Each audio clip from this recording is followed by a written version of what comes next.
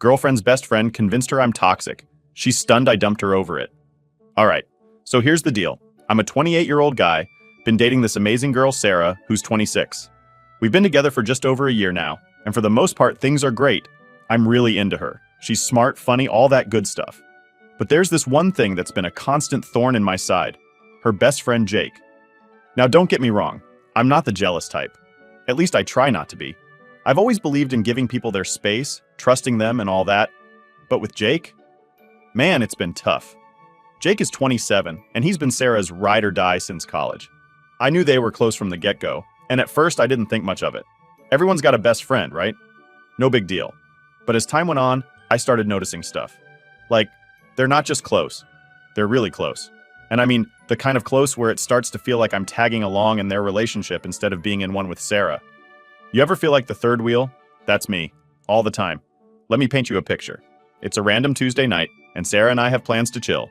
I'm thinking we'll watch a movie, maybe order some food, just relax together. But nope.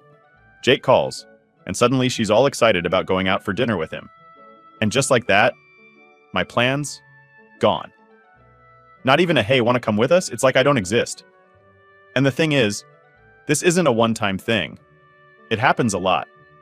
They have these regular hangouts. Dinners, movie nights, late-night drives, the kind of stuff couples usually do. And every time I bring it up, she just says, oh, it's just Jake, you know how we are. Like, yeah, I do know. And that's kind of the problem. There's this one night I remember really well. We were supposed to have this chill evening, just the two of us. But guess what? Jake pops up again. He had a bad day, so Sarah feels the need to rush over and comfort him. And I'm sitting there like, what about us? But of course, Jake takes priority. And the worst part? When I do get to tag along, it's awkward as hell. Like, they've got their own little world with inside jokes and shared memories, and I'm just there, trying to keep up. You know that feeling when everyone's laughing at something, but you have no clue what's so funny? Yeah, that's me every time I'm with them. It's like they speak their own language, and I'm stuck trying to translate. At first, I tried to be cool about it. I told myself, they've been friends for years. It's not a big deal. You're being paranoid.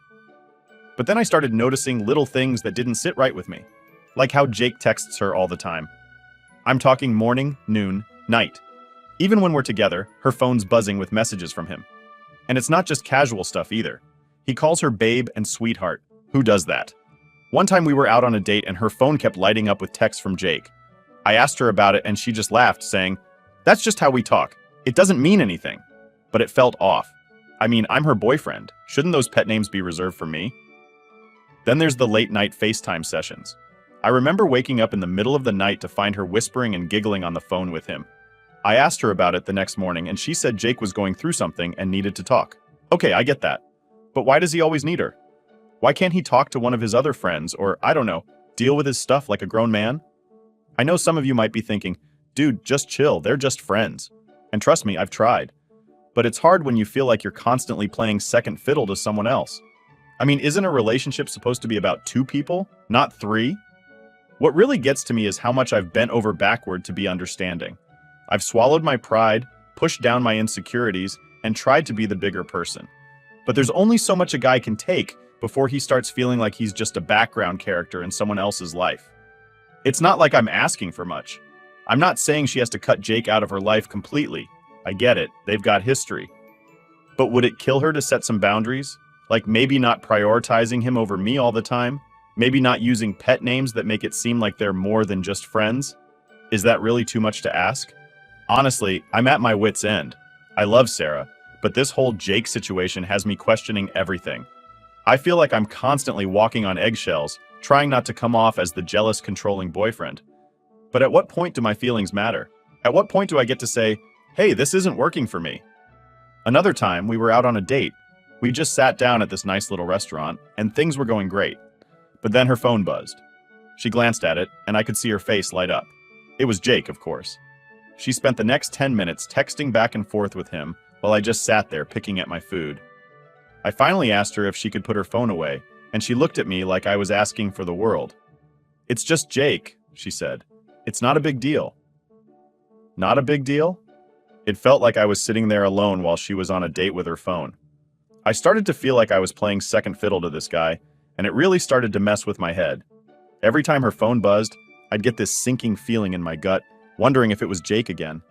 Then there was the time we were planning a weekend getaway. We'd been talking about it for weeks, and I was really looking forward to it. It felt like a chance for us to just be together, away from all the distractions. But of course, Jake had to pop up again. He found out about this concert happening the same weekend and asked Sarah to go with him. And you know what she did? She asked me if we could reschedule our trip so she could go to the concert with Jake. I couldn't believe it. I mean, here we were planning this romantic weekend, and she was willing to push it aside for a concert with Jake. When I asked her why she couldn't just skip the concert, she got defensive. "It's a band we both love," she said. "I can't miss this with him." I felt like I'd been punched in the gut. Our relationship was supposed to be important, but it seemed like I was always getting the short end of the stick when it came to Jake. And it wasn't just the texting and the FaceTime calls. It was the way she'd light up whenever he was around, the inside jokes, the way she'd drop everything for him. I started noticing how much she'd change when Jake was in the picture. She'd be happier, more energetic, like he brought out a side of her that I couldn't reach. It made me feel like I was failing as a boyfriend, like I wasn't enough for her. But the thing that really got to me was how dismissive she was about my feelings. Every time I tried to bring up how uncomfortable I was with her relationship with Jake, she'd brush it off. "You're being ridiculous," she'd say. "Jake's just my friend. You don't have to worry about him." But how could I not worry when it felt like he was constantly in the middle of our relationship? It wasn't just about the pet names or the texts or the late-night calls. It was about the fact that I felt like I was competing for her attention, and no matter what I did, I always came in second place. I started to wonder if I was crazy for feeling this way, if I was just being insecure or jealous. But deep down, I knew something wasn't right.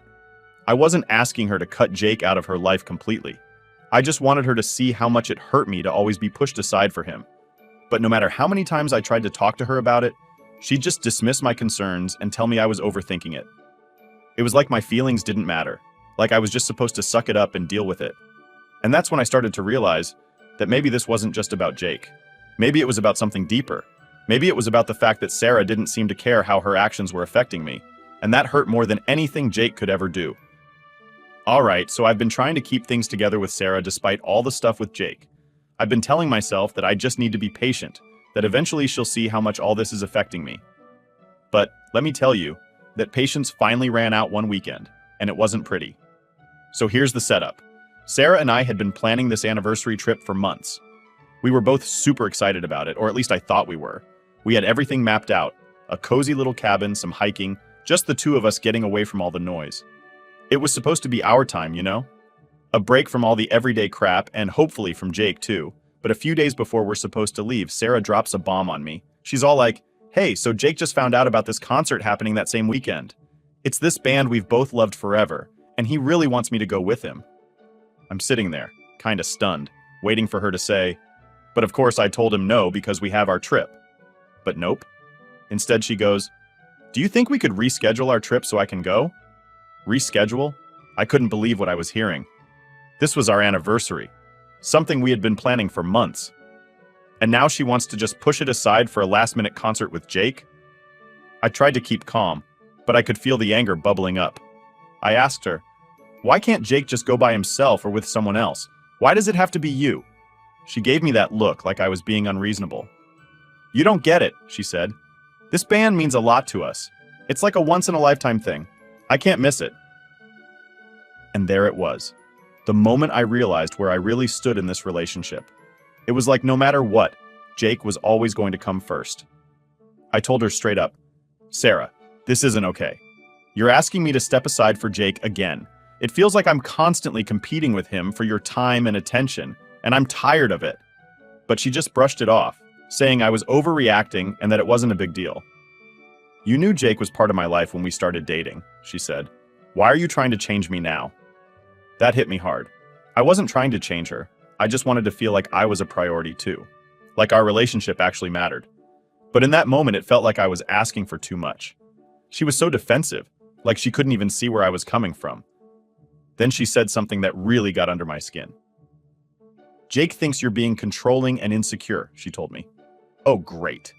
Now Jake's weighing in on our relationship? Like, why does his opinion even matter here? This was supposed to be about us, not him. I told her I needed some boundaries. No more pet names with Jake, no more constant one-on-one hangouts, and definitely no more prioritizing him over our relationship. But she blew up at me. She called me controlling, said I was being toxic. It was like she couldn't even hear me. All I was asking for was some basic respect. But to her, I was the bad guy. We fought for what felt like hours. I kept trying to explain how I felt, how much it hurt to always be the second choice. But she just kept doubling down, insisting that I was the one with the problem.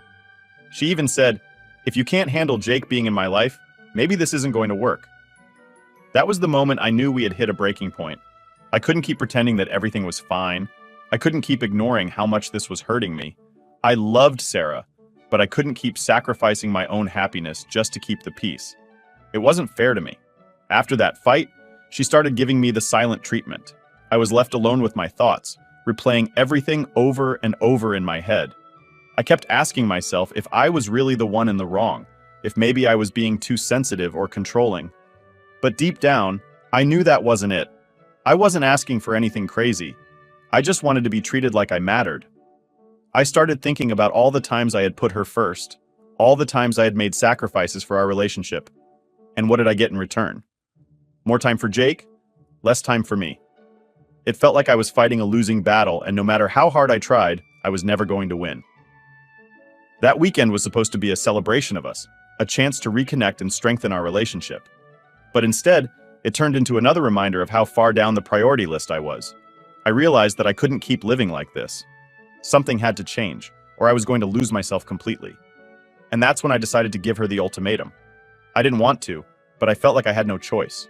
It was either she set some boundaries with Jake, or we're done.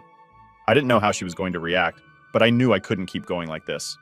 I needed to know if she was willing to fight for us, or if I was just wasting my time.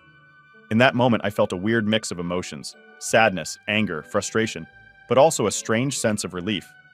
I had finally spoken my truth, laid everything out on the table. Now it was up to her to decide what she wanted.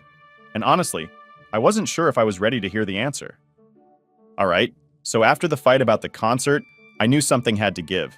I was done being the guy who gets pushed aside every time Jake decided he needed Sarah's attention. I loved her, sure, but I couldn't keep feeling like a distant second in my own relationship. It was draining me and I couldn't take it anymore. That's when I knew I had to draw a line. Now I didn't go into this thinking, hey, I'm gonna drop an ultimatum and fix everything. Honestly, I didn't even like the idea of it. I've always thought ultimatums were a last resort, something people do when they're desperate. But at this point, I was desperate. I needed her to understand how much this was messing with me. So one evening I sat her down. No distractions, no phones buzzing with texts from Jake, just us. I tried to stay calm, but I was nervous as hell. I didn't know how she was going to take it, but I couldn't back down now. I told her straight up, "Sarah, we need to talk about Jake." She sighed, clearly annoyed. "We've already talked about this," she said, brushing me off like it was no big deal. But it was a big deal, to me at least. "I know we've talked," I said, trying to keep my voice steady. "But nothing's changed, and I can't keep doing this. I feel like I'm constantly fighting for your attention, and Jake always wins." She rolled her eyes, which, let me tell you, did not help. "You're being ridiculous," she said. "Jake's my best friend. He's always been there for me. You knew that when we started dating." "I did," I admitted. "But I didn't know it would feel like this. Like I'm just a placeholder in your life while Jake gets all the important parts." That seemed to get her attention, at least a little. She frowned, but she didn't interrupt this time, so I kept going. "I'm not asking you to stop being friends with him," I said. "I get that you two are close, but there need to be boundaries. I'm your boyfriend, Sarah. I should be the one you turn to first, not him." She crossed her arms, clearly on the defensive. "What kind of boundaries?" she asked, almost challenging me. "No more pet names," I said, ticking off my points. "No more constant one-on-one hangouts, and definitely no more prioritizing him over me. If we're together, I need to feel like I matter. Like I'm not just some guy you're killing time with until Jake's free." Her face was hard to read, but I could tell she wasn't happy. "So what? If I don't do this, we're done?" she asked, her tone sharp. I hesitated, but only for a second. "Yeah," I said, feeling a lump in my throat. "If you can't do this, then maybe we shouldn't be together." Silence. She just stared at me, and for a moment I thought she might actually take it seriously, but then she shook her head and laughed bitterly. "You're giving me an ultimatum?" she said, incredulous. "That's not fair." "I know it's not ideal," I admitted, "but I don't know what else to do. I've tried talking to you about this and nothing's changed. I'm not trying to control you, Sarah. I just want to feel like I'm your partner, not some extra in your life."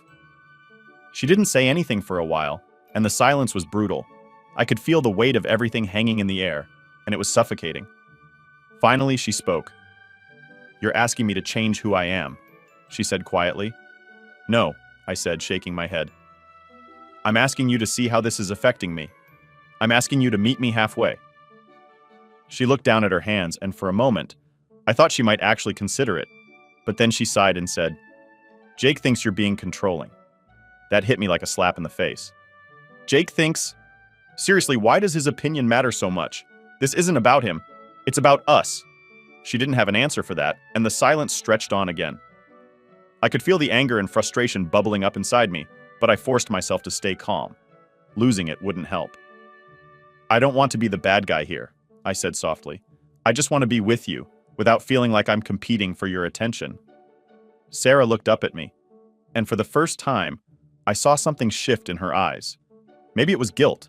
Maybe it was realization. I don't know. But she didn't say anything more. She just nodded slowly, like she was processing everything.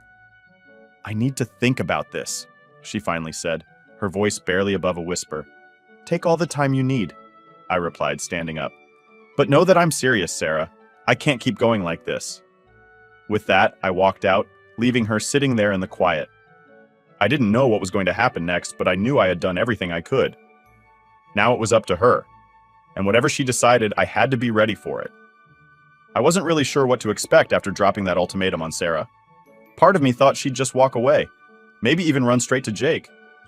I'd prepared myself for the worst, but what happened next?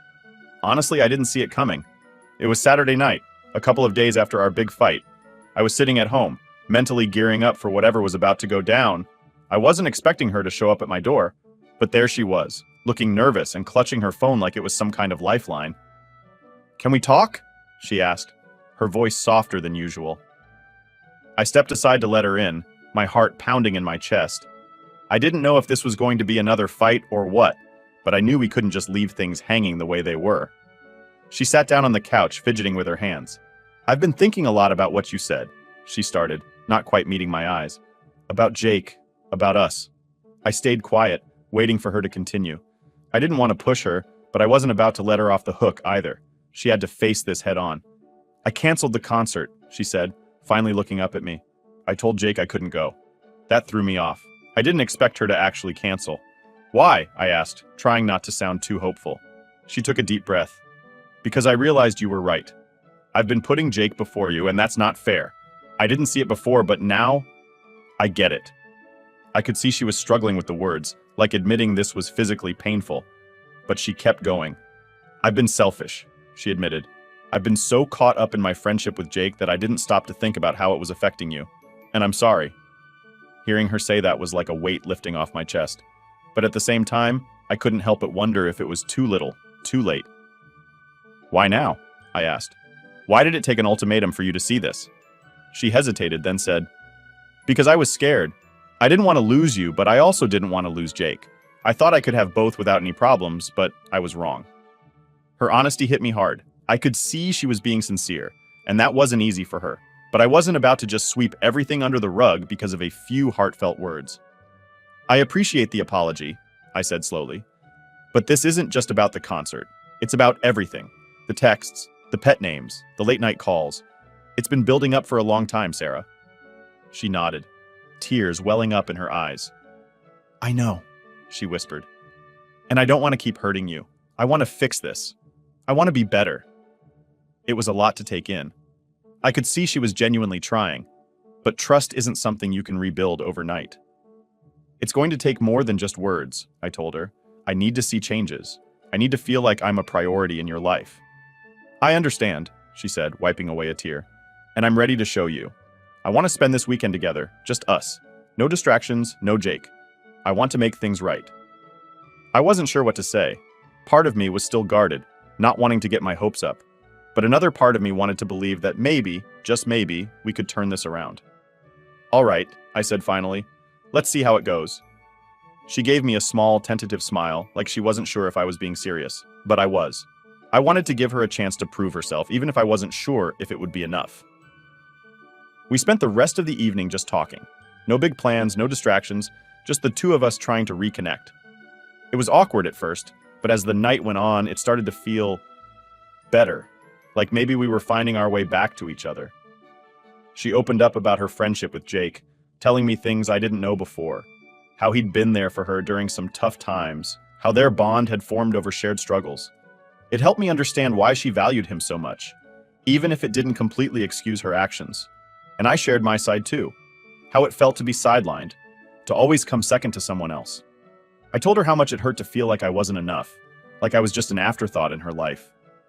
By the time we went to bed, I felt emotionally drained, but also lighter. It wasn't like everything was magically fixed, but it was a start. We were finally having the conversations we should have had a long time ago. The next morning, she made us breakfast, and we spent the day just being together. No Jake, no interruptions, just us. It felt good, but I knew it was going to take more than one good weekend to fix what was broken.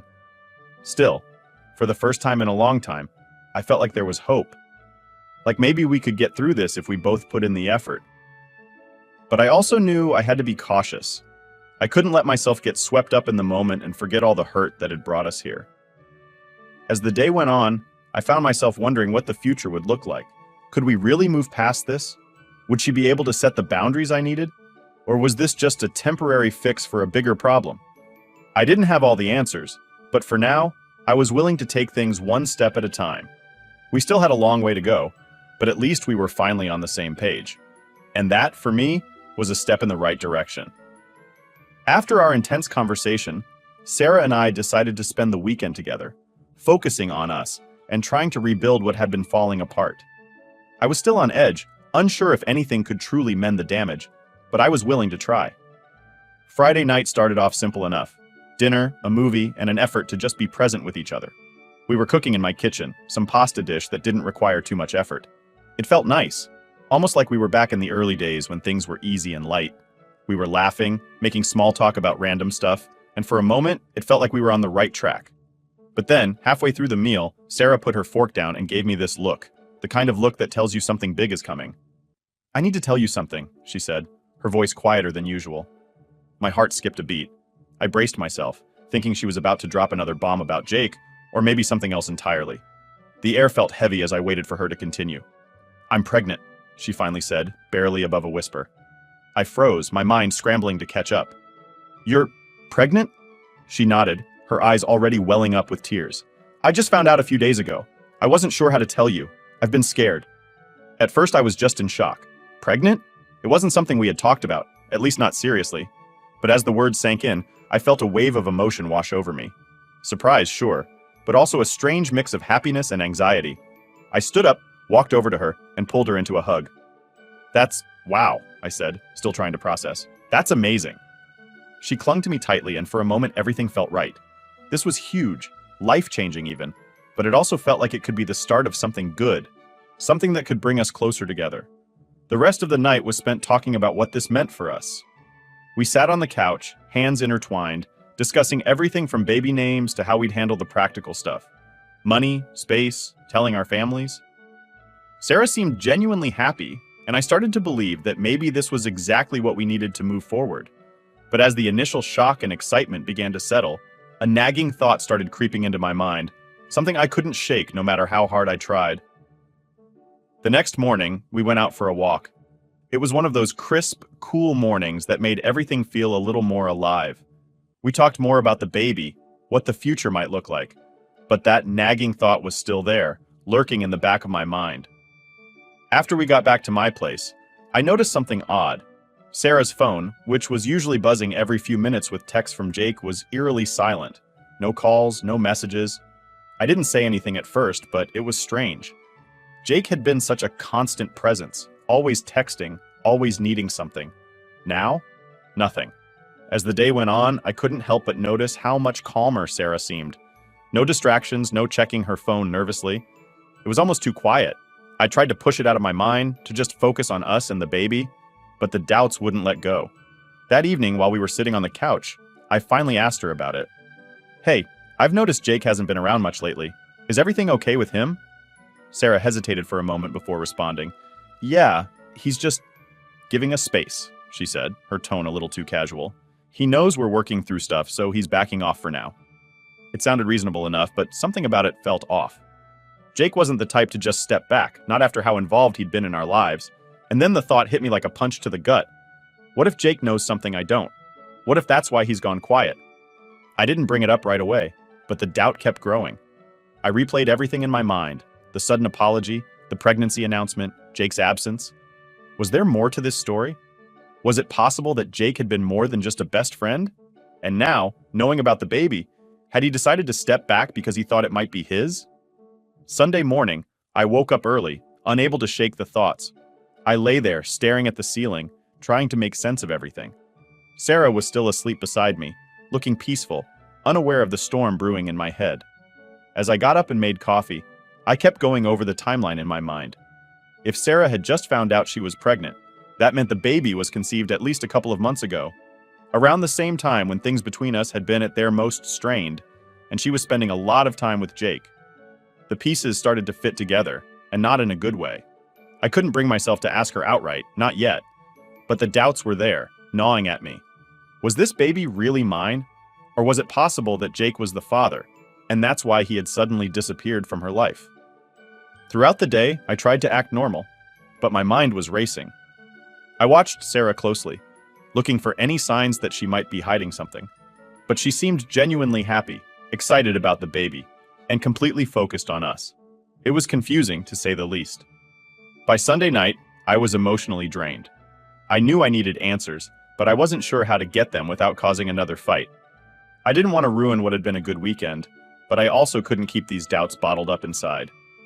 As Sarah was getting ready to leave, she noticed I was quieter than usual. "You okay?" she asked, concern in her eyes. "Yeah," I lied. "Just tired, I guess." She gave me a long hug before heading out, and as I watched her walk away, I felt a mix of emotions. Love, fear, doubt. I wanted to believe that everything was going to be okay, that we could move forward and be happy together, but those nagging doubts about Jake and the baby wouldn't let me rest. That night I lay awake, staring at the ceiling again, knowing that sooner or later, I'd have to confront this head-on. The question wasn't just about the baby or Jake, it was about trust, and right now, I wasn't sure where we stood. After Sarah left on Sunday night, I couldn't shake the feeling that something was seriously off. The whole weekend, I'd been trying to convince myself that we were making progress, that things were finally looking up. But the doubts were still there, gnawing away at me, especially about the baby. I couldn't sleep. My mind kept going back to how quiet things had gotten with Jake. The guy who couldn't go a day without texting or calling her was suddenly silent. It didn't add up. Something about it felt wrong, like there was more to the story than Sarah was letting on. That night, while I was sitting on the couch, her phone buzzed. She'd forgotten it on the coffee table. Normally, I wouldn't have even thought about looking at it, but my curiosity got the best of me. I hesitated for a second, then picked it up. I didn't go in looking for trouble, but I couldn't help myself. I opened her messages, scrolling down to her chats with Jake. And what I saw stopped me cold. Jake had blocked her. There was no profile picture, no recent messages, nothing. Just the notification that said he had blocked her. Why would Jake block Sarah, especially now? Confused and feeling sick to my stomach, I scrolled further back in their chat history. That's when I found the conversation that changed everything. It was a series of messages from a couple of weeks ago, just before Sarah told me she was pregnant. Sarah: "Jake, I'm pregnant." Jake: "What, are you sure?" Sarah: "Yes, I'm sure, I took a test." Jake: "It could be his, right?" Sarah: "I don't know, Jake, I'm scared." Jake: "If it's mine, I can't do this. I'm not ready to be a dad. You should think about getting an abortion." The messages kept going, but it was clear where Jake stood. He didn't want any part of it, and then, after that last message, he blocked her. Just like that. I sat there staring at the screen, my heart pounding in my chest. She told him before she told me. And the fact that she wasn't even sure who the father was, it hit me like a ton of bricks. All the doubts, the uneasy feelings I'd been trying to push aside, they all came rushing to the surface. She had been cheating on me. There was no other way to explain it. Everything made sense now. The sudden apology, her emotional breakdown, Jake's sudden disappearance from her life. She was hoping I'd never find out, hoping she could sweep it under the rug. I waited until the next morning to confront her. She came over, smiling like everything was fine, but I couldn't keep it inside anymore. "We need to talk," I said, my voice cold. She looked at me, confused. "What's wrong?" I held up her phone. I went through your messages with Jake. Her face went pale. You... what? I know, Sarah, I said, trying to keep my voice steady. I know you told him about the baby before you told me. I know he told you to get an abortion because he didn't want to be a dad. And I know you didn't tell me the truth. She started to cry. I didn't know how to tell you, she whispered. I was scared. I felt my hands clench into fists, not out of anger, but out of pure frustration. You didn't know how to tell me? You didn't know who the father was, Sarah. You were sleeping with both of us, and you didn't think I deserved to know the truth? She looked down, unable to meet my eyes. I didn't plan for this to happen, she said softly. It just got out of control. I shook my head. And you thought keeping me in the dark was the best way to handle it? She wiped her tears away, trying to compose herself. I was going to tell you, eventually. I just needed time. Well, guess what? Time's up, I said, my voice hard. We're going to figure this out right now. I want a paternity test. She nodded, still crying. Okay. We got the test done a few days later, and the results came back quickly. I wasn't the father. I knew it deep down, but seeing it in black and white was like a knife to the heart. When I showed her the results, she broke down again. I'm so sorry, she sobbed. I didn't know. I didn't know what to do. I couldn't even look at her. What about Jake? I asked. Have you told him? She shook her head. He refused to take a test. He doesn't want anything to do with it. That was it for me. I'd been through enough. Sarah, I'm done, I said firmly. I can't do this anymore. You lied to me, cheated on me, and now you expect me to stick around and help clean up the mess? I'm sorry, but I can't. She tried to grab my hand, but I pulled away. Please, she begged. We can fix this. No, Sarah, I said, my voice cold. There's no fixing this. I can't trust you anymore. I can't be with someone who lied to me like this. Don't contact me again. And with that, I walked away, leaving her standing there, sobbing. It hurt like hell, but I knew it was the right thing to do. I couldn't keep living in a lie, and I couldn't be with someone who didn't respect me enough to tell me the truth.